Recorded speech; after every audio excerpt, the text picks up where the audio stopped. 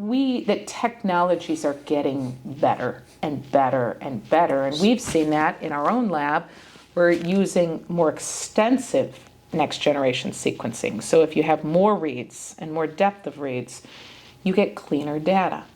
Yeah. And if you have cleaner data, you're going to call less embryos abnormal. And I think this is where this big controversy in this field is happening.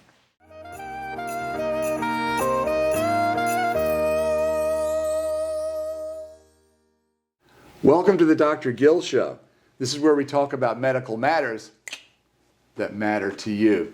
My guest today is Dr. Amber Cooper. Welcome to the show, Amber. Thanks for having me, Gil. Amber is a medical doctor. She is a board-certified reproductive endocrinologist. She's also an expert in genetics. She has a master's degree in clinical investigation. She is the chief medical officer at Kindbody. She's in charge of genetics, lab sciences, and she has also recently set up Kind Labs, which is a PGT testing lab under the umbrella of Kindbody. Is that pretty accurate? That's very accurate. Amber's not only my friend, but she's one of the few reproductive endocrinologists in the world that I am comfortable sending a patient to that I know will treat a patient like family with top-notch care. And in fact, I would send family to you too. I trust you so much. Thank you. That means a lot to me. Yeah, I mean that from my heart. I'm gonna get all choked up. My wife and I went through infertility, IVF, all this stuff for many years. So I know how sensitive these subjects are from personal experience, as well as doing this for 30 some odd years. Yeah. Now, we're going to be talking about a lot of things, Amber. You've been in academia. You were trained at WashU, and you were on the faculty there, a very prestigious, top-notch faculty. I know you were part of the starting of Vios Fertility Institute. Yeah. So I'd like to talk today about, we could talk about a million things, but I would love to talk about optimizing IVF success rates. Okay. That'll give us some focus. Yeah. Now, some folks think that IVF solves all fertility problems. It doesn't change the fact we need a good egg, good sperm, which make the good embryo, and a good uterus, which includes the maternal health, her heart and lungs, the support system. Absolutely. And we must still have all three of these things for IVF to work as well. IVF originally designed, and here I do my uterus tubes, I do my little model in here. It was originally designed to get around blocked or damaged tubes, but it doesn't change these basic facts of life, does it? Not at all. Not at all. Yeah. Now, success rates keep getting better over the years because we share with each other. We come to conferences and tell everybody what we do, and I think we're all interested in raising the tide and all ships that come with it. Yeah, I mean, I think over the last few decades, I mean, we have over 10 million babies born, right, across the world. Yeah. And we are getting better and better, but it doesn't change that humans are very inefficient reproducers. It's not the fact. I joke that you have a cat or a dog, right? They're in heat, they have sex once, and have a litter. Yes. We are very inefficient reproducers. Right. Rodents are almost 100%. It's true. You know, the wild pigs in Texas, 98%. Yes. And humans on a good month, 20%, right? Absolutely. If you look at a lot of IVF models, the odds an egg makes a healthy baby, even in the best cases, is probably 17%. 17%. 17%. Horribly inefficient. I know. So as I'd like to explain, we have this pyramid that IVF isn't to get pregnant. IVF's to make an embryo. Absolutely. And we get all these eggs, and after the inherent inefficiencies of fertilization, embryo growth, we're lucky to get up here sometimes. And we'll talk about what we can do even when we get there to optimize success. There's a lot of misperception that we're sitting on so many excess embryos. I think there's a smaller percentage of patients that are in that situation, right? You know, if you think about it, we hope most follicles have an egg. We hope most eggs we retrieve are mature. We hope at least 3/4 fertilize, right? If we have reasonable sperm. 70% or so, yeah. And of what fertilizes, even in the youngest age group, under 35, you hope at least half make it to the blastocyst stage. Yeah, right? Where day we have 5 embryo. 150, 200 cells. And again, in the youngest age group, you hope at least 60% are going to be genetically normal. Those are Only all 60%? best cases. Yeah. Best cases. And if you look right? at all embryos, all Yeah. comers, it's Yeah. only about 50% Absolutely. have normal chromosomes. Absolutely. Hence And when the we zero get chance. older, right, 40 and up, now we're at a point 75, 85% or more are aneuploid or genetically abnormal. Right? Right.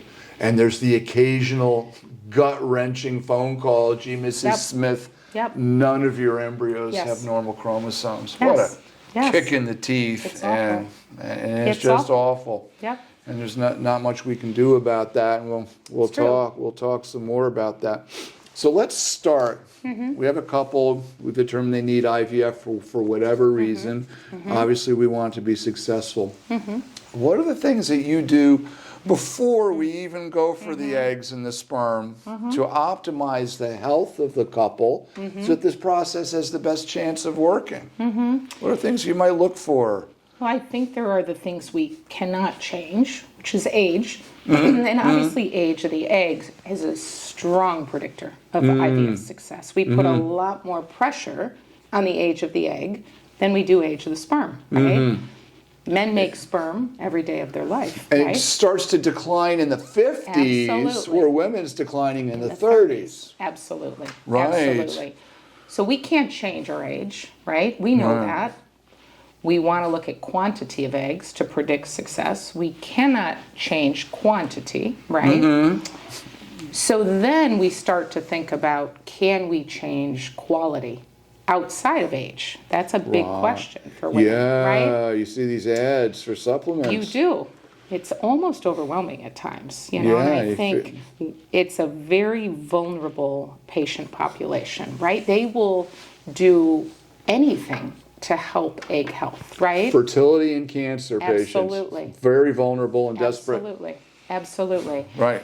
And, you know, best data, I mean, at least a prenatal vitamin to build up folic acid stores, right? For a healthy pregnancy, that's important. I think there's more emerging data on vitamin D receptors in the ovary and optimizing vitamin D levels. You know, then we move into sort of this category of what I call antioxidants, right? Reducing inflammation. So you can say vitamin B's and C's and your good fats. Actually, one of the only diets that has some support is the Mediterranean diet in the world of fertility, right?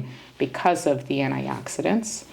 Right. You know, I always say, you know, salmon, avocado, nuts, things like that, right? Colors, your whole omega-3s, foods. Absolutely. The cleaner you can eat, the lower your inflammation. Whatever generally. clean means. Yes. But correct, yes. Right. Let's just. I just say less out of a box, less Yes. out of a can, right? That's really. I think there's 100% agreement on Right, that right. across Yep. the board. Yeah, but I Yeah. think, you know, women ask about CoQ10 and now Yeah. NAD's the new kid on the block, right? Right. Pterostilbene or other antioxidants are talked about more and more and more.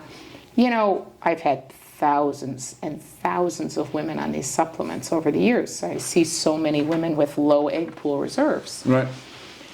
Maybe it helps. It's hard because the egg that we recruit or ovulate started growing 6 to 8 months ago. So do Right. we need to be on these things for a long time? I don't think we know the answer. And right? growth hormone too. How I know. should you start it months I before? know. Right. You don't I know. know. We don't know. We don't know. And I think that's why there's controversy in some of the published research out there on some of these things, because short-term use may not be beneficial. But Right. it might not hurt. Might right? not hurt. And I First think do no harm. You first do no harm, and I think we're of the school that, gee, we're spending all this money know. and time. Yep. I call it nibbling on the edges. Maybe a little bit here, a little bit here, Yeah. and maybe Yeah. in the totality it'll Yeah. help. Yeah. So there's nothing Looney Yeah. Tunes or crunchy granola about Yeah. taking some reasonable supplements Correct. as long as they're not Correct. ridiculously Correct. expensive. They're not FDA regulated, which Right. is hard. So some supplement companies, I always say you can start one in your own garage if you want to. So Right. I tend to lean towards bigger companies that have some quality control and some self-regulation. But I agree with you. I agree. within sort of a careful means, I think it's okay. But I mean, going back to your question, what can we do before, right? I try to talk to couples about just overall optimizing health, right? Same for men. Men, I think you can have a little more impact on sperm quality, right? Over a 75 to 90 day period. Yeah, it takes 3 months to make a sperm. So if he's going to stop chewing tobacco or gummies or the heavy drinking, may make a difference. It might make a difference. Yep. So I'm not crazy thinking that. No, we talked to, there's actually, if you look at even literature on DNA fragmentation in sperm, which is even a little controversial over how much it changes, the data showing that men who have higher DNA fragmentation, if they do 3 months of more antioxidants and healthier lifestyle, it'll come down. So there actually is some data to that. Yeah, there is. Fantastic. Yeah. That's fantastic to know. I mean, there's things that you think are common sense. Sometimes they're not. Right, but, right. I mean, I don't think anybody will disagree with that. So let's go now to the womb environment. Yes, the home. You've got a woman, maybe has a history of a pelvic infection, some swollen tubes, maybe some fibroids in her uterus. If you take a fibroid out of the inside of the uterus, it needs to heal for 3 months at least before you transfer an embryo. I'd hate to make, we don't want to make an embryo, and now we find, there's this fibroid pushing into, I call it the garden. There's a big rock in your garden. So what's your approach to optimizing the woman's anatomy, since we don't need, if we're going to IVF, we certainly don't need tubes anymore. Right. We don't. I think we need a good evaluation of the uterus and tubes, right? Both. If you leave a hydrosalpinx or blocked tube in place, right, you can reduce success. Right, so that seems to be my experience in reading of the literature. So I think it's part of your line. If you have a hydrosalpinx in place, most literature suggests if you transfer an embryo, you might reduce implantation and pregnancy rates by 50%. Wow. So you don't want to leave a fluid-filled block tube in place. Right? And I have also the strong opinion that putting a clip there, that ain't enough. I know. You've got a hot, inflamed organ there. And it's not the fluid, it's the whole environment of inflammation I think you should get rid of. I think the optimal situation is to remove the tube. If a woman has a lot of scar tissue in her pelvis and it's not safe to remove the tube, then there's still probably some benefit in proximally occluding the tube. That's more operator skill, and we're getting really good at this. That is a rare situation where you can't get to the tube. I mean, I took out a tube on Friday, and a woman who was pregnant was one of these heterotopics. We got it out in minutes. We were done in 32 minutes, in and out. So we can do... So getting out an inflamed tube. Now, another thing, these tubes... Sometimes they're blocked on just one end or the other, and they'll swell up with estrogen, and then they'll deflate. Gee, it was there a month ago. Where is it now? Is that something that we might I think, it's really important. We talk about tubes like they're pipes. Are they open? Are they closed? Right. But they're a really functional muscle.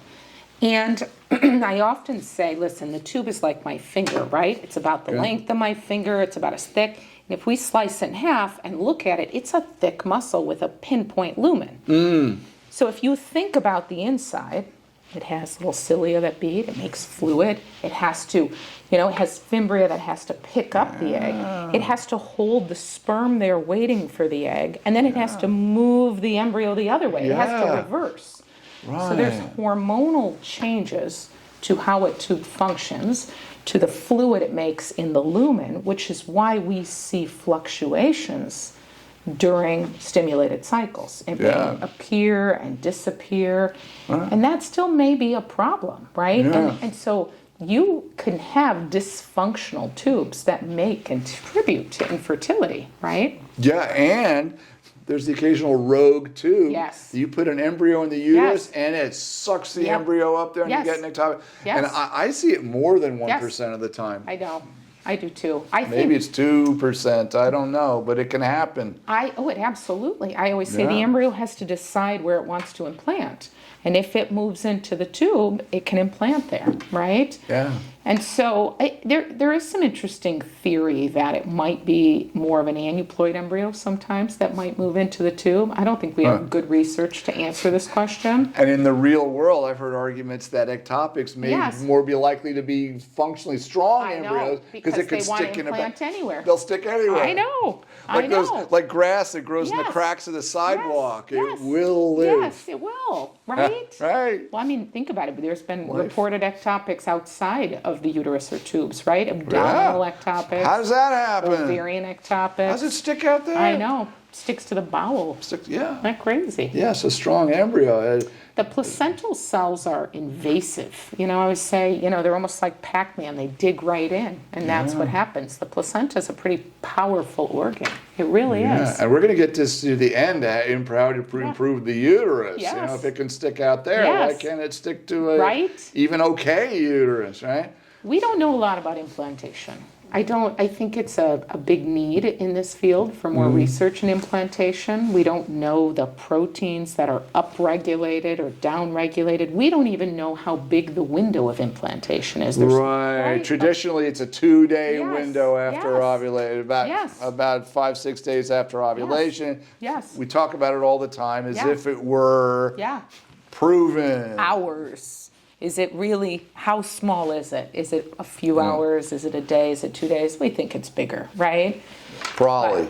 But we don't really understand it. We don't. Yes, yeah, and we're going Right? to cover that too. Yeah. Yeah. So, before IVF, if there's fibroids pushing on the inside Yep. of the cavity, Yep.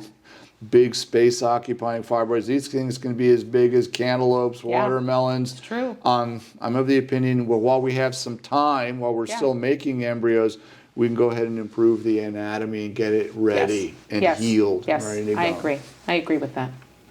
So, couples getting tuned up, they're doing IVF Yeah. because they need to for whatever reason. We've got genetic reasons now as well as Absolutely. anatomical reasons. I don't even want to talk about C-section scars. I had a woman recently. I've cut them out and put them back together and over Yeah. a dozen times. I've kept a little record of this, and I had one just a few months ago. Couldn't get the embryo in her uterus because it went like this. Absolutely. So we're getting so good we can now do it through Yeah. the telescope, put Yeah. it back together. Yep. Next to she's pregnant right now. So gratifying because we could finally Yeah. get the embryo through there. So that's a whole nother discussion. But let's say tuning up the anatomy makes sense. Now we do what's called the stimulation. And people don't understand what stimulation. We mean giving Yes. powerful hormones Yes. to make the ovary Yes. overcome its propensity to make one egg Yes. and one follicle Yes. cyst. Yes. So the stimulation. Yeah. What are your thoughts about which drugs we use? Wow. I tend to think all three of them are really good. Yeah. Yeah. They're all about 98% the same. Yeah. Is that fair? Yeah. I mean, I think we are limited. There's only a few medications. We're injecting proteins, basically FSH and LH, that our brain makes, right? Our Right. brain makes these things. But our brain only makes so much. It's like when you drive a golf cart or a go-kart, you know how you put your foot on the gas and Yeah. don't go any further? And ain't your BMW. Yeah. I mean, the brain is limited in how much it can push the ovaries. That's why we give more, right? And, I think there are two types of recombinant FSH that we use a lot, right? And then there's this other drug, Menopur, that is FSH to LH activity, right? It has HCG in it, actually, for its LH It activity. comes from human being, It menopausal does. women It urine. does. It does. So People- it's pituitary derived. It's actually human It's different stuff. than placental, right? Yeah. And there are pros and cons, in my opinion, to the different drugs. But the goal is very similar. We want to supra-ovulate these women, right? We want to hyper-stimulate them in a sense, intentionally, but not without too killing much, it. Without right? killing them. Yes. Yeah. It's a fine line. Yeah. And I think there's two words that we use interchangeably, but they're not the same: ovarian reserve and ovarian responsiveness.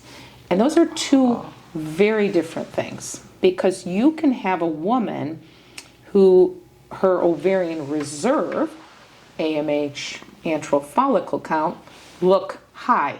And we think she may hyper-respond, but she doesn't, right? You give her less drug and she actually doesn't respond as well as you think. She won't crack. Her ovarian responsiveness is lower than her ovarian reserve will suggest. And you see this sometimes, and there's some theory about receptor binding of the medications, and this is where women are very different. And in some ways, we don't know that until we try these medicines the first time, right? And sometimes you got to come back again. Yeah. Like these women with large reserve. Absolutely. You don't want to go too high because they're going to explode, but then they don't budge. I know. And then they crack, and then they become dangerous. Yes. And yes. So that's tricky. It is. Now, during this stimulation, we try to have the woman's own system not ovulate. Yes, we have to prevent the early ovulation, right? Or suppress their own LH surge, right? That's what we're trying to do. Right. So there's two different families, right? We have our GnRH antagonist and our GnRH agonist. Okay. And so there's two families of medications that we can use to suppress their LH. Now there are some other tricks that might be lower cost. Indomethacin, right? Provera. And Provera. I want to get to that because my experience is limited with that. I see the papers, but everything's working, so I'm afraid to do it. So before we go into that, so we've got the agonist, what used to be called Lupron. Yep. And we've got the antagonists, ganirelix and Cetrotide are the common names. Yeah. Do you use Lupron anymore? Do you still do what are called short or long Lupron cycles? I do at times. I think most stimulation protocols, especially in the United States, are antagonist-based protocols for two reasons. I think, one is mainly that we can use an agonist trigger to reduce the risk of ovarian hyperstimulation syndrome. And it really has changed the field. I think about when I was a fellow decades ago that I used to have to drain fluid from women's abdomens. Women in the intensive care unit. They would get several times a year. Very sick. And that has improved, I think, the safety for women over the years, right? Yeah, it's now less than 1%, I think. Absolutely. Yep. So I think we more commonly start with antagonist-based protocols for that reason.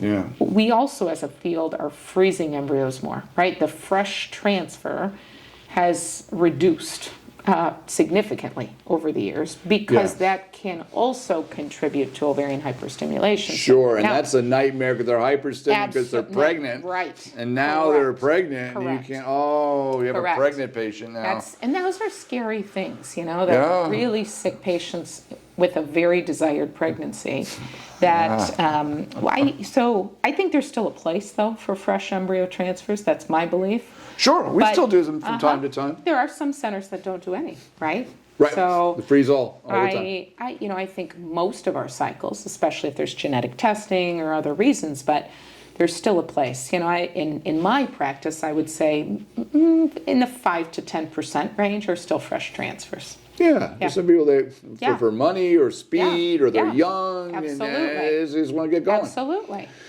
So, I don't have any financial interest in any of these companies. And of the two antagonists, I find that ganirelix is much more effective than Cetrotide. Are you comfortable saying anything about one versus the other? I think there are some differences there. There's some theory that their half-life is a little different. Over the years, I think there are a lot of people that feel that women break through maybe one more than the other. I think they break through on Cetrotide. I know. I see it. I see it. I see it with both. I think with diminished ovarian reserve, women break through both of them all the time. Sure. So I do use those other medicines sometimes, or I've been known to use twice daily dosing of antagonist in certain situations. I think they're similar enough that if women have coverage for only one, I'm very comfortable using it. Yeah, it some saves insurance a lot companies of money. will only pay for the Cetrotide, and that's what we use. Absolutely. I use it every day. Absolutely. With ganirelix, I find I can stretch it out to every day and a half. Yeah, I know. It's so powerful. It is. Saves some money there. It is. Yeah. So the Chinese, Yeah. who's, I understand their population may Yeah. collapse by 500, half a billion people in the next couple. I They're know. very interested. They have big IVF programs, Yeah. not lots Yeah. of money. Yeah. And they've been using Provera, Yeah. a very cheap Yeah. progestin pill, Yeah. Oh, yeah. to prevent this early ovulation. Are you doing that at all? Or any I experience? do. I do use it sometimes, particularly in women with diminished ovarian reserve who sometimes break through. That's the last thing. They may only be recruiting 1 or 2 follicles. And we track in our practice, when we monitor women, we monitor their estradiol levels, their progesterone, and their LH. So you see them. You see them start to break through. And you can add in Provera. I also use indomethacin, an old school Really? prostaglandin. I've never heard of indomethacin. 3 times a day. It's old school. Back in the day, that was used early on in IVF studies. I didn't know. Prostaglandin inhibitors, when you actually rupture the follicle or ovulate, prostaglandins are involved in that process. That's right. So if you think about women who are chronic NSAID users, right? Like, Aspirin. I mean, yeah. sometimes they have unruptured follicles. That's it could be part of their infertility. Right. So it's interesting, these medications, they're used in other countries, you're right. In Mexico, they're used in some clinics too. Really? I mean, in various countries because it saves cost. And you wouldn't want to do a fresh transfer if you're giving Provera daily, right? Right. Because you're exposing the uterine lining to progesterone early. Too soon. Progestin, yes. And so, but it is effective at keeping the endogenous LH down. Fantastic. So that's Yeah. an interesting little Right? twist. I know. Because it's heartbreaking, Amber. Yes. We do these egg retrievals Yeah. about an hour before they're about to Oh, pop. yes. And I have Yes. sat down Yes. from time to time. Yeah. And you can see the fluid and the follicles. You Yeah. go, and you can see them popping in front of Yes. your eyes. Yes. And I want to weep. Yes. Because Yes. and then we try to go for them. And you we know. sometimes will tweak, I mean, most clinics from trigger to retrieval, the goal's about 36 to 37 hours in there, but sometimes we'll go 35. I go But it's- usually 35. Yeah, it's this fine line with maturity. So remember, the trigger shot works by, the egg is stuck to the sidewall almost, right? So that trigger Yeah. shot has to make it swell, release from the sidewall, but not rupture and ovulate. So there is some precise timing in there. And I think, again, going back to probably receptor defects, there are some women that, you do a retrieval and we hear 10 eggs, but then the lab comes back later and says none are mature. They're all immature. Right? And so there's something to that also. Yeah. Right? Yeah. So another little thing I do, because I try to mimic the natural cycle, is I use pure FSH products for the beginning of the stem, and then I switch to Menopure the last couple days. I know Marco Filippori in Italy. Yeah. He'll add a little HCG, and Oh, yeah. in some of his protocols, he use just HCG. I've never. Yeah, low dose HCG. Yeah. So that's what I've been doing. So you don't have to mix up HCG. I just switched to Menopure. It seems to work for me. And if you look at the Megaset HR trial, actually, when they used Menopure in high responders, right? So you go back to the day, we thought more LH was bad, right? Right. We thought PCOS patients shouldn't have more LH. And we also thought, antagonists more than 2 or 3 days are bad. And look where we are now, right? Yeah. And so there is actually some interesting data out there in that Megaset HR trial that they published that when you're on Menopure only, it may actually keep progesterone levels a little bit lower. Totally counterintuitive. Right? It's counterintuitive to what we thought 20 plus years ago, right? Right.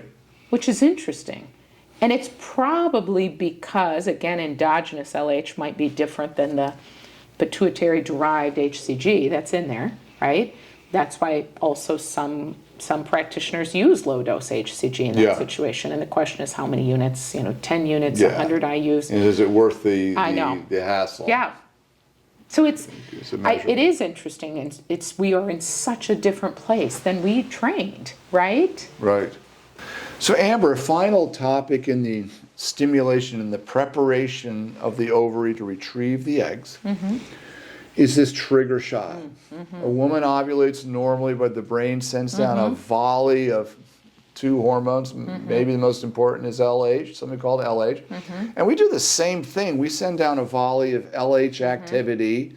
Because I liken this to growing tomatoes. One of my hobbies, Amber, is growing tomatoes. Yeah. I can't get a good tomato from the store. Yeah. There's nothing like a tomato that I grow all the way on my vine, and I pluck it and it's ready to go. Yeah, that's a good tomato. These tomatoes in the store, they pick them green, they gas them, they may look good, but it's not the quality. We want the quality. Yeah. So in order to get that final maturation, that final quality, we have to give a trigger shot. Yeah. And as you already alluded to, if a woman has lots of eggs, and we give her this last trigger to make lots of eggs, she can overstimulate and develop what's called hyperstimulation syndrome. So instead of giving the shot, which is usually something called HCG, it's cheap, it's effective, it works very well. We'll give this agonist to make the brain release. And there's all these studies showing it's as good or almost as good. In my experience, it ain't as good. And almost everybody adds a little bit of insurance HCG because they know it's not as good. Depending on, I don't care what the studies say. In my experience, it doesn't seem like we're getting as many mature eggs.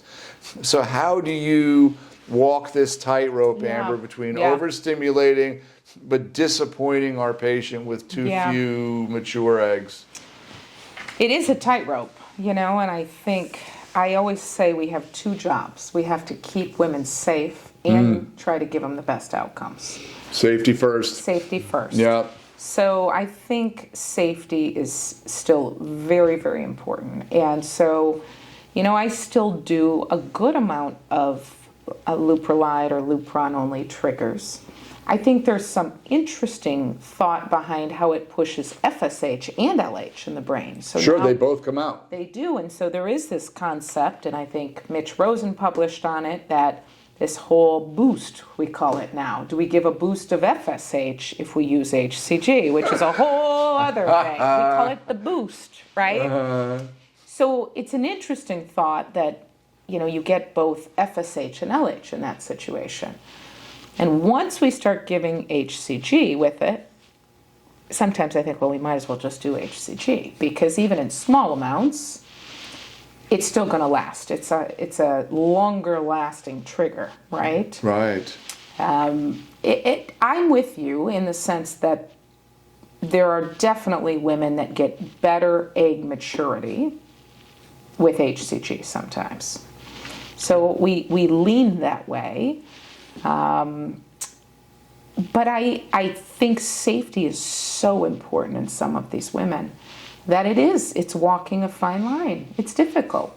And so I'm just going to say that there is no formula. There's no protocol. There's not. It comes down to experience. It does. I think It takes it an really experienced does. doctor like you who's done thousands of these cycles and has a feeling about Mrs. Smith versus Mrs. Jones.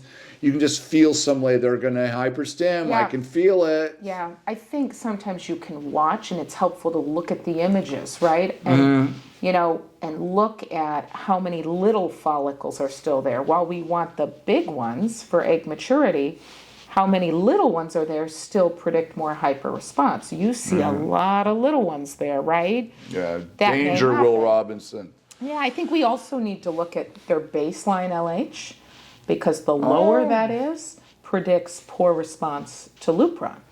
So if it's under 2 at baseline, the odds of failure, if it's under 1, the odds of failure can be, above 20%. If it's 1 to 2, it might be still around, single digits or 10 even. If it's over 2, the odds of failure is pretty small. So the baseline LH is incredibly helpful in helping to predict. My nurses know all the time when we're talking about triggering a patient, I say, what's her baseline LH? That's a really helpful tool. Well, I am learning something from you. This is very valuable. Yeah. I draw it on everybody. It's that I plan an antagonist-based protocol on. Wow, that's powerful. Yeah. Wow, I love these podcasts. Yeah, I get to learn right? too Yeah, we from learn these from each experts. other. We These do. experts I bring in. Well, that's really exciting. Yeah. So these stimulations are tricky. Yep, they are. And They are. this knowledge comes from experience. So, Mm-hmm. in order to get the eggs out of a woman's body, Mm-hmm. I understand in the old days, Oh. they'd put a needle through the abdomen. Yeah. I understand they experimented putting the needle through the bladder, through the Yeah. rectum. Oh my Yes. God. Scary, isn't it? Scary. And now it Yeah. turns out you can put a needle through the vault of the vagina. It's Yep. right by, It's right there. it's right there. Yeah.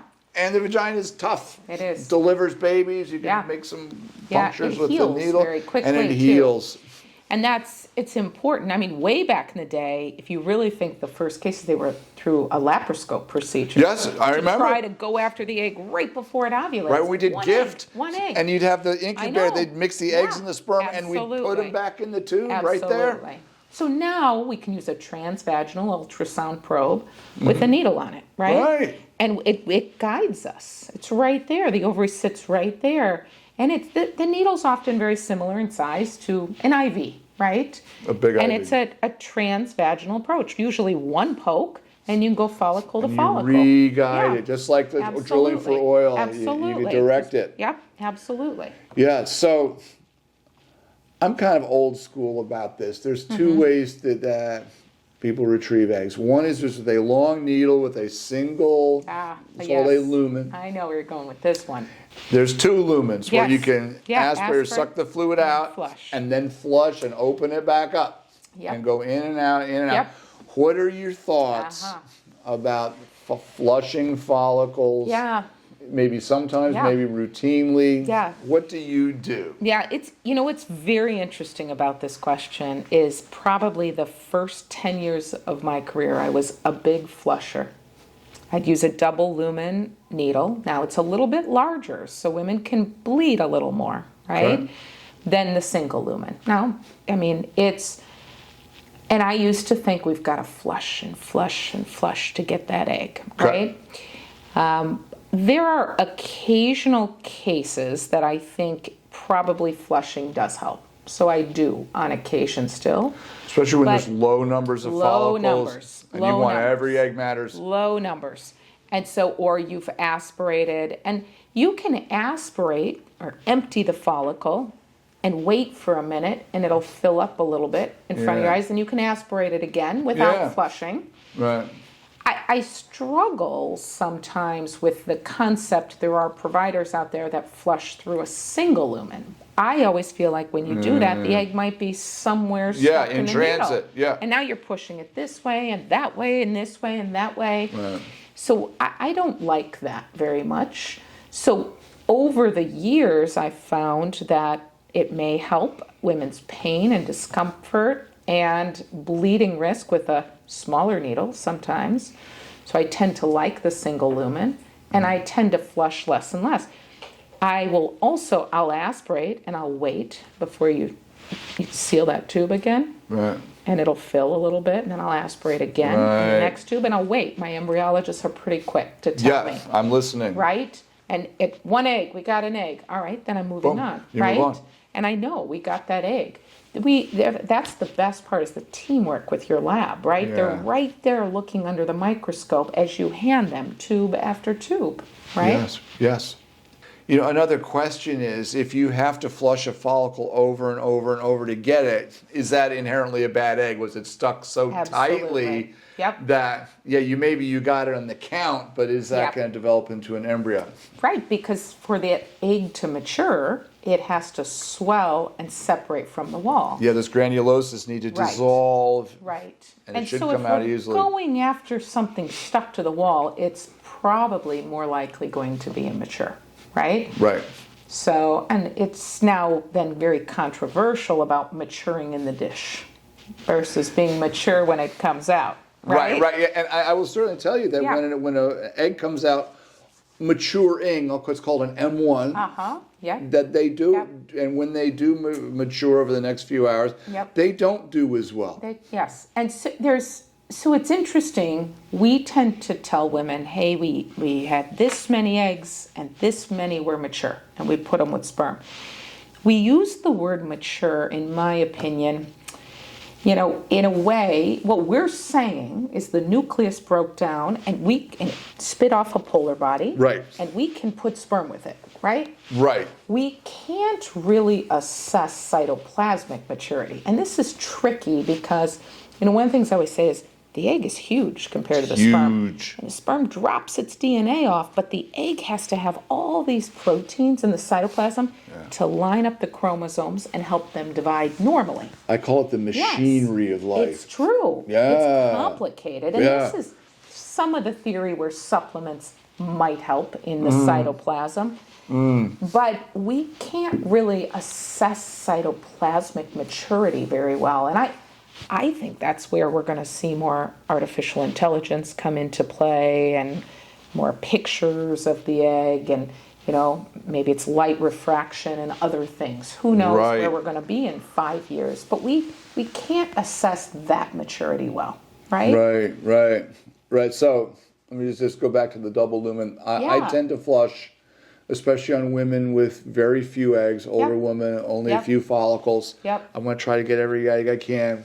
And if a woman has literally 80 to 100 follicles, I don't have all day. We're getting 20, 30 eggs, then we'll just suck them out and we'll move because we got to move. Because we don't want them to be under anesthesia too long. So there was one final thing. There was a study, it came out about a year or two ago, purportedly showing that flushing didn't change egg numbers. And I can't quote it or the number, but I can tell you my impression was the study wasn't powerful enough to show a difference. And it was an absence of evidence rather than evidence of absence. So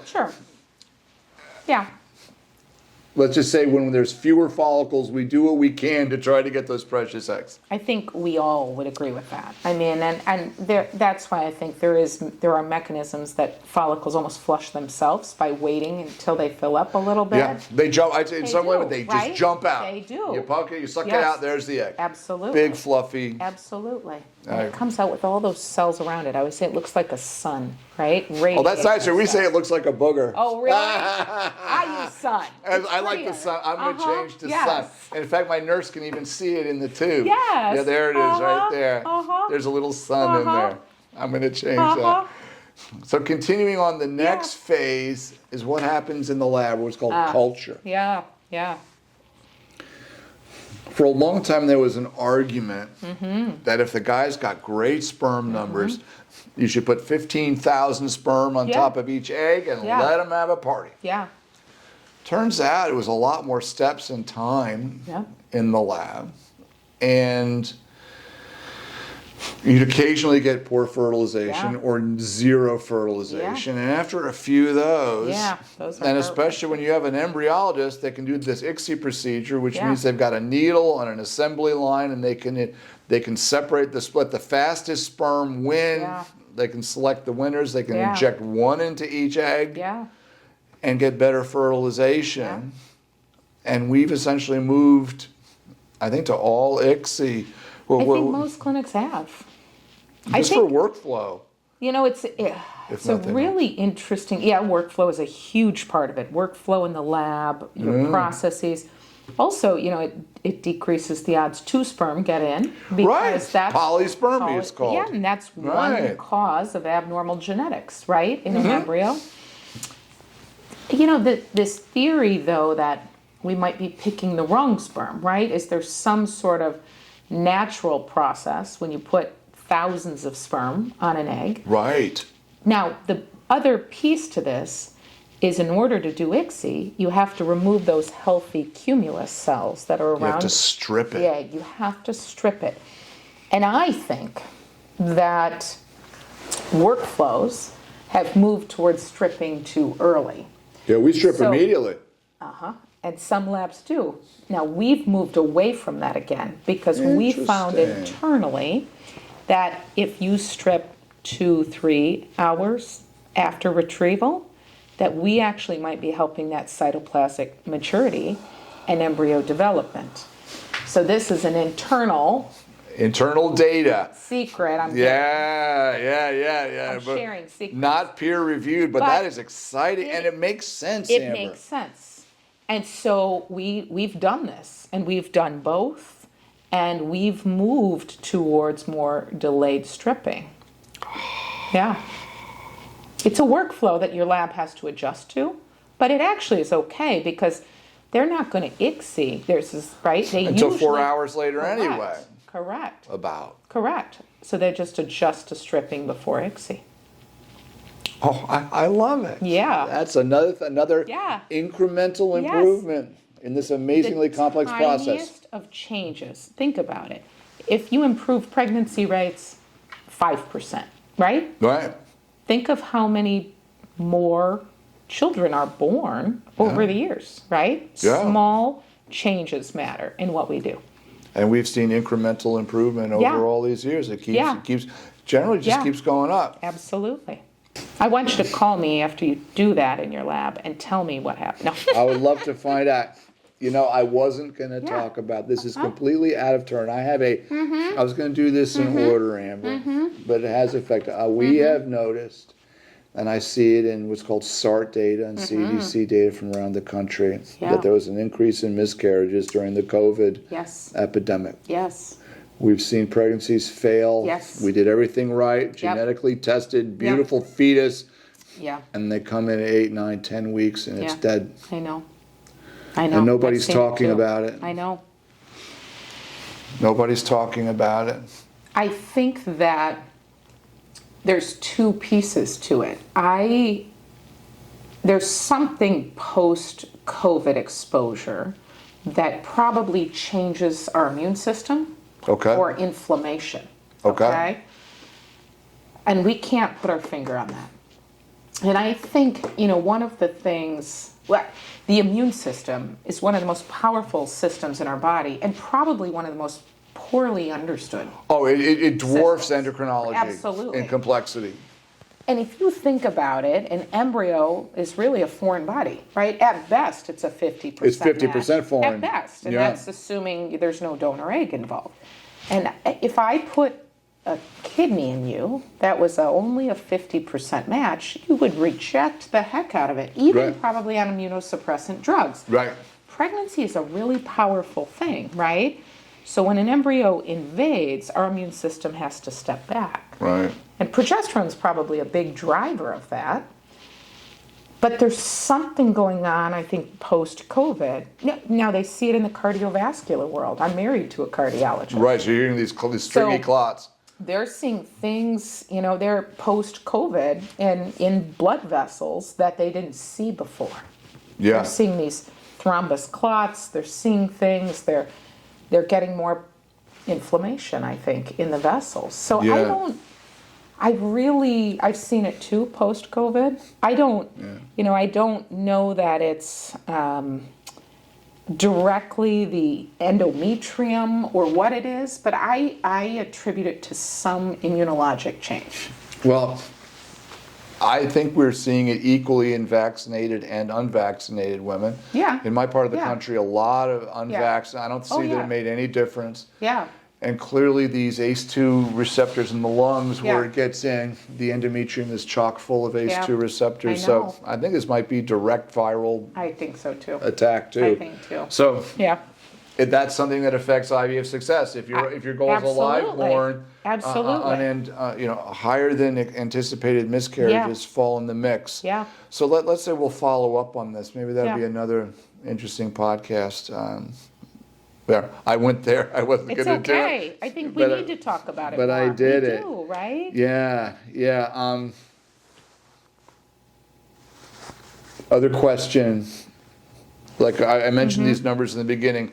If roughly half of the embryos we create in the lab, once we get to blast, you'd think when you go up the pyramid, the abnormal ones are all going to fall off. Well, no, not all of them fall off. And if half of them are abnormal, then it's really easy. I know people argue the nuts and bolts, but I think people have voted with their feet and their pocketbooks, and almost everybody in my clinic wants PGT. Yeah. They want to do genetic testing. I think it makes a lot of sense. I don't find any problem with that. Next question is, though, with young donor eggs. We have a couple we're paying for young, beautiful eggs from beautiful young women. Yeah. about 2/3 of those embryos are probably I agree with that. normal, roughly. I agree. Which means if we don't do PGT, Yeah. because they've already tapped Yeah. their I agree. pocketbooks, Yeah. and it's Yeah. reasonable to put in one, and even if our theoretical ceiling is 67% success, that's still pretty Yeah. good. Still pretty good. So what's your feeling about doing PGT? Let's say Yeah. PGT Yeah. were free. Yeah. Yeah. Let's do a thought Let's do that. experiment. Yeah. If it were free, do you Yep. think we would would we do it on everyone? I look at it this way. I think we would do it on a lot of people, but not everyone. And I think that we ask every single patient that's doing IVF, we give them a PGT consent. It's, do you accept or decline it? Number one. Okay. We find 75% of women and men opt in. Opt in. Opt in. So when asked and taught what it is, Yeah. 3/4 opt in. Now, those that opt out, it's generally driven by cost. So this is an interesting question, right? What if it's free? I think that it still requires us to take the blastocysts a little further along. They have to be really expanded or even starting to hatch, so we know where to biopsy across from the inner cell mass. Remember, Right. it's the embryo is like a globe, right? 200 Okay. cells, 40 cells are inside, and that's this inner cell mass that makes the baby. We don't touch that. We don't want to touch that. So we biopsy the placenta opposites. We have to wait till they get a little further along. We remove, say, 3 to 8 cells. Now, how we remove it, is there a laser? Is there cutting? There's now a flicker technique. There's a lot of different techniques.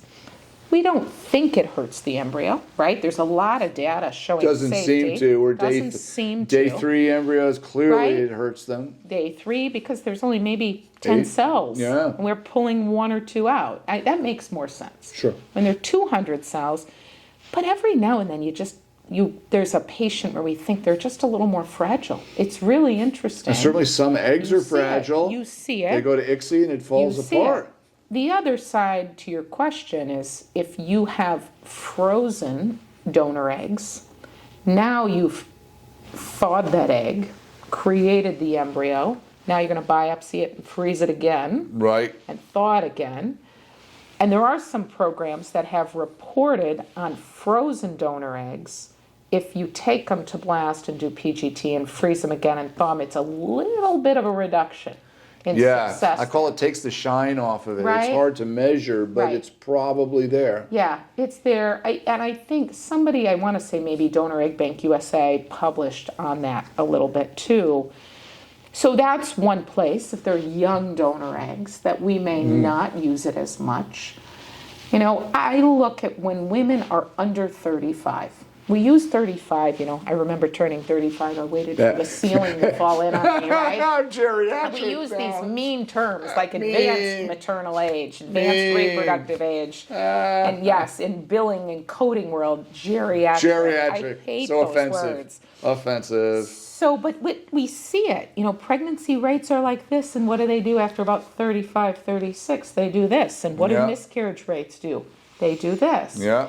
So in the young patients, so egg under 35, you know, it might be a small increase in pregnancy rate per embryo transferred and a reduction in miscarriage, maybe a shorter time to pregnancy. Those With are important PGT. conversations, With right? the biopsy PGT. and testing for abnormal chromosomes. And, you know, the technologies are getting better and better and better. And we've seen that in our own lab. We're using more extensive next generation sequencing. So if you have more reads and more depth of reads, you get cleaner data. And if you have cleaner data, you're going to call less embryos abnormal. And I think Right. this is where this big controversy in this field is happening. Right, right. Are they truly? Are they- And are they in this gray area of mosaicism where you're I not could sure? talk about that for days. But we have so much more to chat about in the I know, future. I Amber. know. I know. So we agree that PGT will probably add some incremental benefit. Yeah. but the act of biopsying, the act of freezing Yeah. further complicates things, which Yeah. makes it less, it's not just all about chromosomes, it's about quality, and we know epigenetics Yes. are altered by all this Yeah. manipulation too. Yeah. So It's true. all right, so let's leave that topic Okay. for optimization. Uh-huh. Still in the works. So here's the final part of Okay. for IVF to work, Amber. We have to take this beautiful embryo that we've put all this love Yes. into, Put and it we've in got its to home. get on target. Yes. We have to do the transfer. Yes. People call it implantation. Yes. I bristled that. It's a transfer. The transfer. The Absolutely. embryo implants itself. Absolutely. I correct everybody on that. I Yeah, agree. right. The embryo is implanting itself. Yeah. So we need to prepare the uterus. Now, I can say devil's advocate. Yeah. It involves our mothers. It's Yes. like, mothers, I Yes. said you do this in a different language. Yeah. You get shot. Neither of our mothers had their uterus I know. prepared. I know. I Right? know. It had its own glue. I know. Its own motility, its Yeah. own hormones. Yeah. And clearly it Yeah. made somewhat Yes. successful human Yes. beings, right? Yeah. So, what do we need to do to prepare the uterus? So we go through all Yeah. these things. How, and I'm not Yeah. going to say what I did. Yeah. What does Amber do Yeah. to prepare a woman's uterus Yeah. to make it the best chance that when we put an embryo in there so gently and carefully that it will stay stuck, and create our desired outcome? Yeah, I mean, I think that the main components of getting the uterus ready are estrogen and progesterone overall. Now, I think that's probably too simplified, but we're going to start there. You need estrogen so the lining grows and develops, gets thicker. To get to a point where it's thick enough with a beautiful, what we call 3-line or trilaminar pattern. I do it all the time, right? I know. And I actually think the pattern is more important than the thickness. I will take a 6-millimeter lining with a beautiful pattern over a 10-millimeter lining with a horrible pattern. I think there's data to support that. And so we need to get it to that point, and then we expose it to progesterone.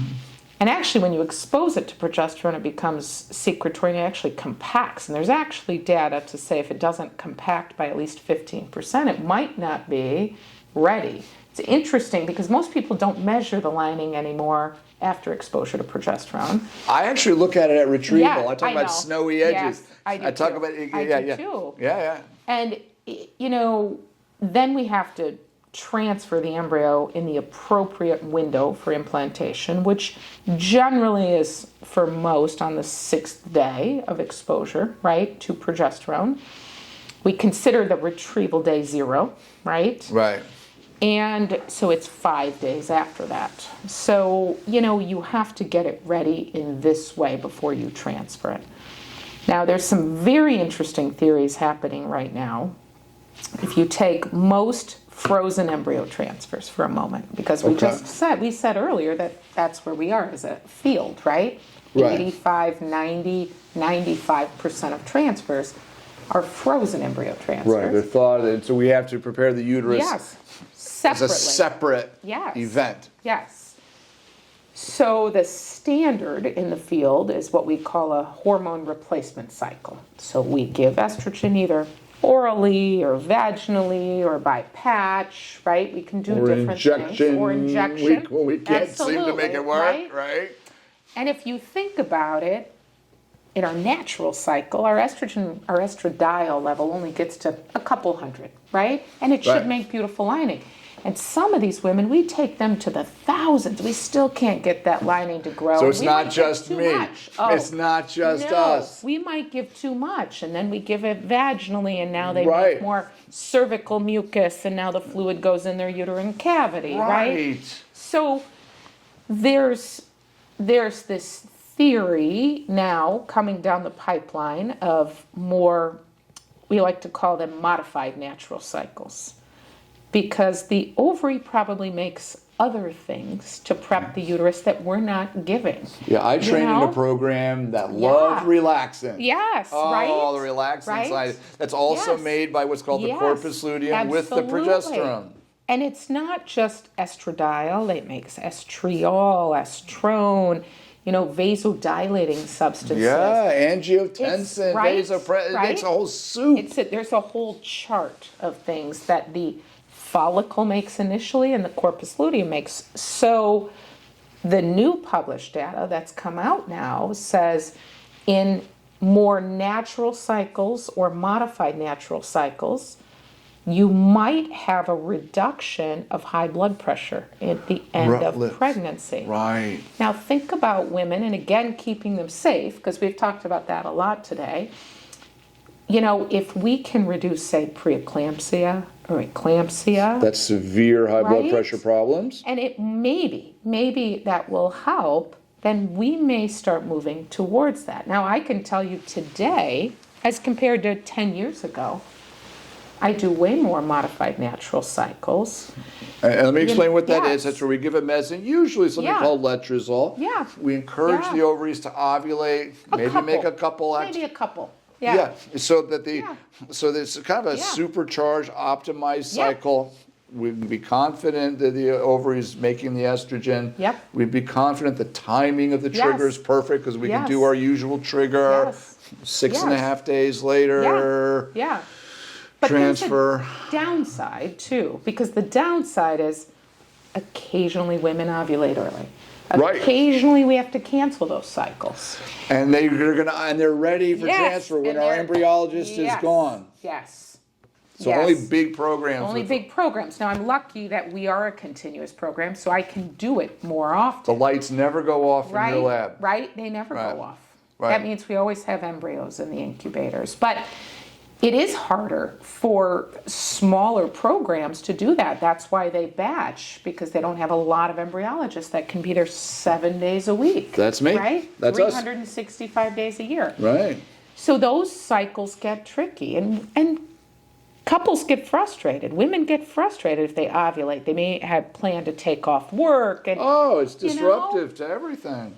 So I think it's still tricky, but I definitely would say 10 years ago, maybe 1% of my patients did more of a modified natural, and now I think it's upwards of in the 20s. Yeah. That different. And I still I ask women now, do you have a history of preeclampsia or high blood pressure in pregnancy? Or if they've had a failed hormone replacement transfer, I move there quickly. Now, with the purely programmed cycles where we're giving the estrogen and progesterone, isn't there some data to show that the babies might be a little larger?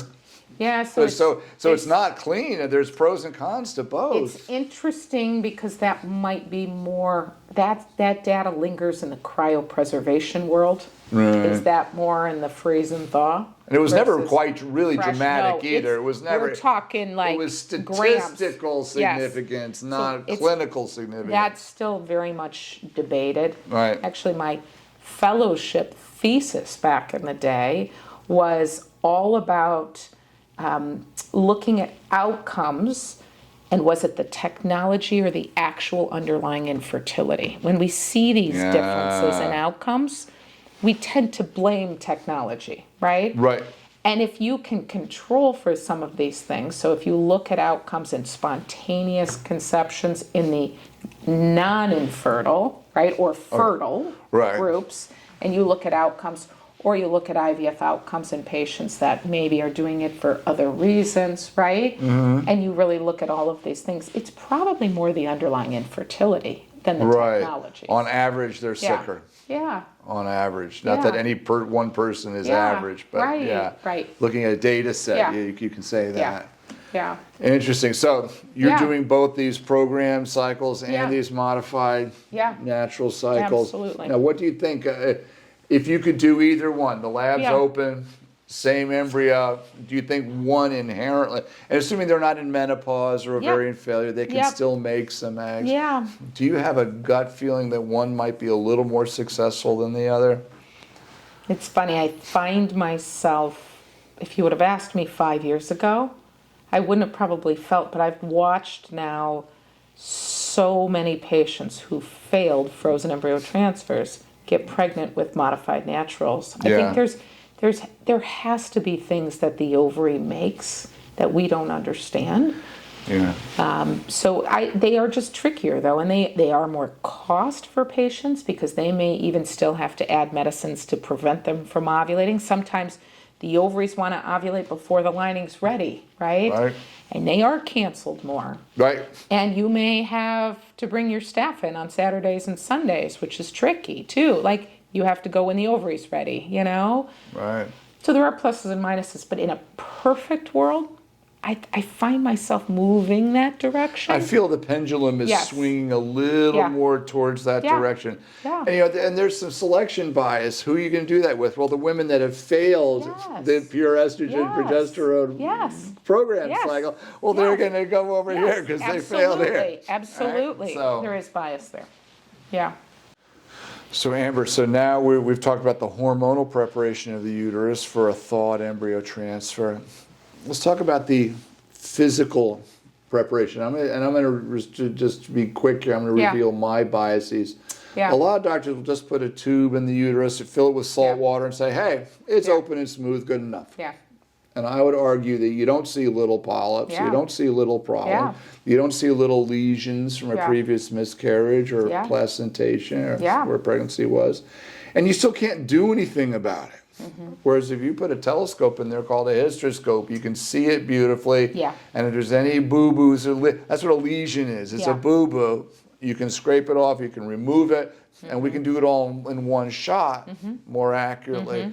And I also would argue that we're doing a hysteroscope, we're doing it with pressurized salt water, we're washing out the cervix, we're cleaning out C-section pockets if they're present and all that stuff. And I was taught to do a hysteroscopy you know, the weeks prior to an embryo transfer in almost everyone. Yeah. What are your thoughts about that? I definitely use hysteroscopy in my practice a lot. I think that we need some evaluation of the uterine cavity. In my practice, I tend to use a saline sonography procedure, saline infusion sonography, sonohystogram, where we put a little bit of fluid, and we do now these 3 and 4D, you know, dimensional images with ultrasound. I think ultrasound has gotten better over the years. Okay. And I do like the ultrasound images because you want good ultrasound images. I mean, things like adenomyosis, and that's endometriosis in the muscle. In the muscle. You know, things that, and that's not easy to diagnose, but you can, there's suggestions of it by, you know, the thickness of the wall or the discrepancies. And you need sonogram to see it. You can't see that through the cavity. So I think there's still quite a bit of benefit of starting there, but there are women that you don't get good images. You can't see it well.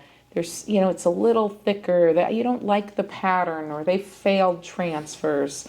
I have a very low threshold to moving to hysteroscope, you know, I mean, because you're absolutely right.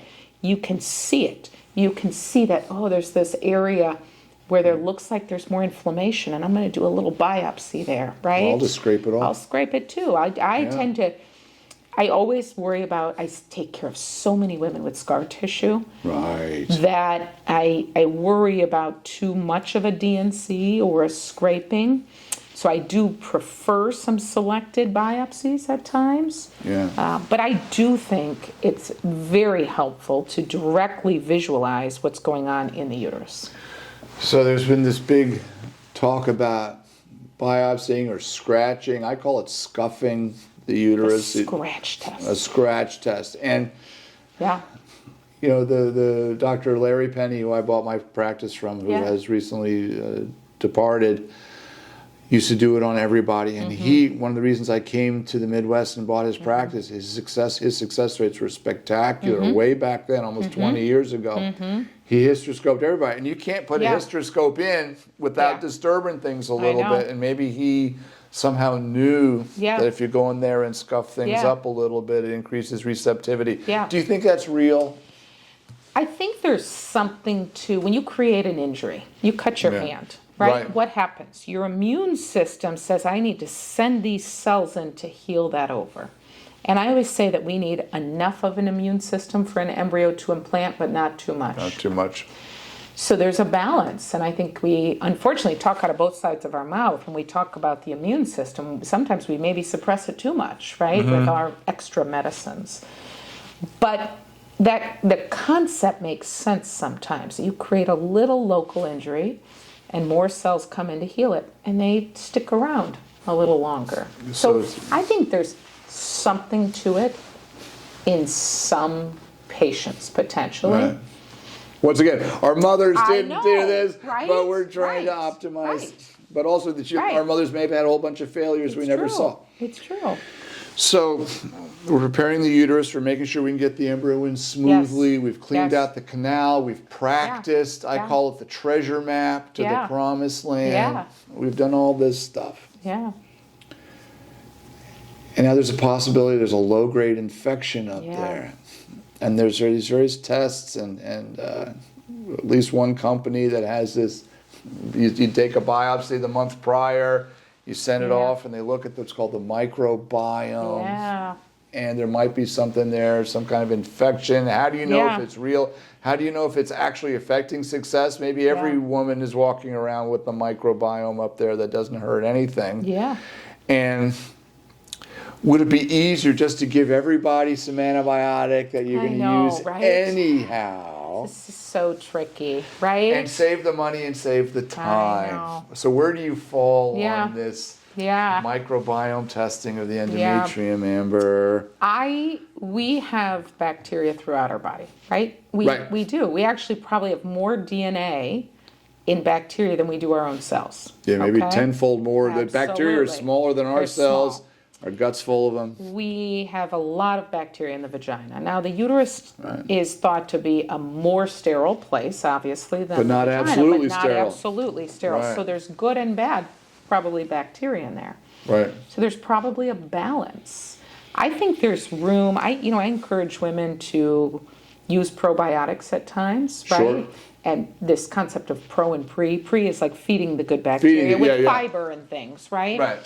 So, because whatever is in the colon probably contributes to what's on our skin and in the vagina. It gets around everywhere, And so it's tricky because I don't think we fully understand the good and the bad bacteria. Even the old school biopsy for what we call CD138 markers, we're looking for chronic inflammation. Right. They do a plasma stain for these plasma cells, right? But even pathologists don't agree on how many they argue over at lunch. We have arguments. I know. And so you get all sorts of reports back, and we have a low threshold if they're there. We give antibiotics because there is data to say too much inflammation's bad.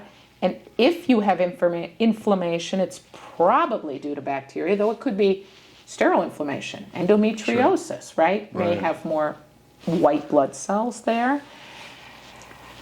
This gets into a very tricky subset of patients. So either your recurrent pregnancy loss patients or your recurrent implantation failure patients. Even they put in a beautiful, what we think is a normal embryo. And it's just not sticking cycle after cycle. And we're pulling our hair out.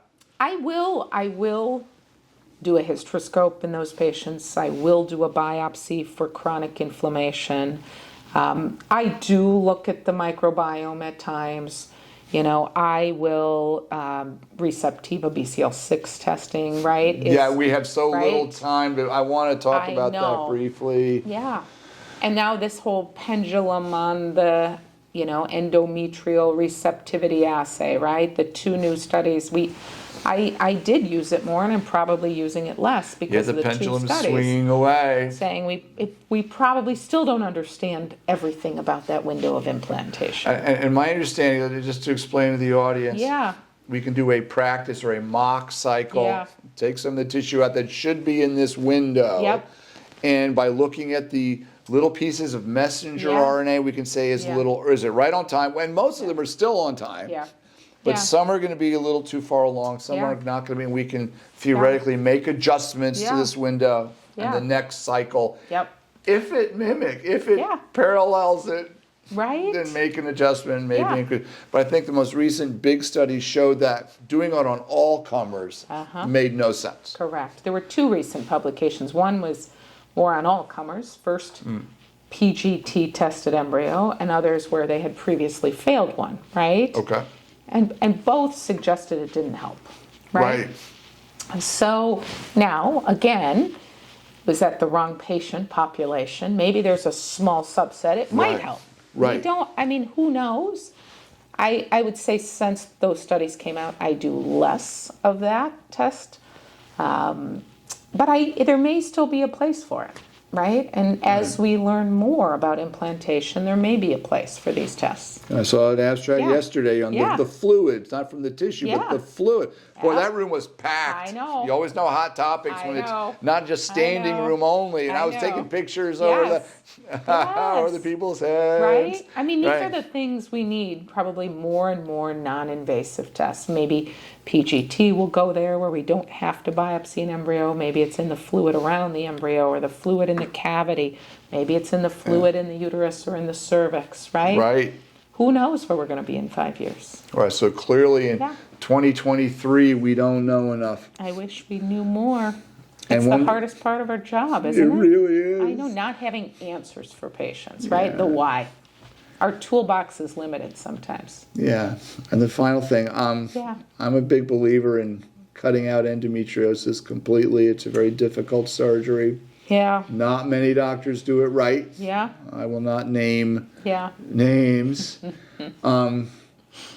But so there's this test, there's one more test of the lining of the uterus that's being proffered as being potentially linked to success or not, Yeah. Yeah. telling you if there's endometriosis. Yeah, So let's say that, and it's been invented by good, well-meaning people. absolutely. All right. No, absolutely. I Yeah. think these are good people that Yeah. are trying to advance the Yeah. field. So the question is, if this test for these BLC6 receptors that come from endometriosis-like cells or endometriosis-like processes, does that truly decrease implantation? Sure, I'm sure, not thoroughly convinced. And B, what do you do if you find it? I'm a big Yeah. believer in going in and cutting it out, but what if you've already done that? Yeah, I Right. think my personal belief is that there's a little more data to support BCL6 than maybe the integrins and some of those. All right, so Amber, we have these tests that look for endometriosis, receptors, the things that are expressed on the surface of cells. So what do you think the role of this particular test Yeah. in improving success rates might be? I tend to use it a little more in recurrent miscarriage than implantation failure. I think the data is a little stronger on BCL6 than integrins, and Bruce Lessy showed some data, and others have, that if maybe there's overexpression, that miscarriage rates may be a little higher. And I have had success in patients with endometriosis and even really horrible adenomyosis when endometriosis is in the muscle, Yeah. that I suppress them for 2 months. So you give them Lupron. We do a temporary menopause. Lupron, but I give Advac with norethindrone generally and letrozole too. So you block some of that conversion. So you're hitting it 3 different ways. And I tend to do that for a couple months. And that Advac helps with the side effects of Lupron too. And I have had success in patients with multiple miscarriages using euploid embryos. And even though we know it still could be the embryo, right? Right. Still could be aneuploidy. I think that Or there's a embryo quality. small subset of patients that it may help. And especially if they have adenomyosis or you've already Yeah. operated on them, you Yeah. really don't want to do another surgery, Yeah. then a medical treatment. Yes. Yes. Now people talk about Lupron Yeah. maybe being worse than Yeah. they've led on to, Yeah. more long-term Yeah. ovarian problems with the Lupron. But if there's a thought of adenomyosis, recurrent failures, a thought and test that suggests that there's active endometriosis, a medical suppression and then you fire right up and get Yeah. that embryo back before the inflammation theoretically comes back, is a reasonable thing to Yeah. try in recurrent failures. Yes, yes, I think it is. Fantastic. We're all on Yeah. the same path about that. Yeah. So Amber, thank you so much for your time. What a delightful conversation. I've learned a bunch from you. Yeah, this is fun though. It's good to talk about these things. You know, it really is. It really is. So Yeah. I wish you all the best. Continued success to you and your Thank you. business endeavors. All the best to you and your family. And I look forward to continuing our wonderful friendship and mutual aid that we give each Absolutely. other. Thanks for having me, and keep teaching the world. Okay? Will do. Okay. Thank you.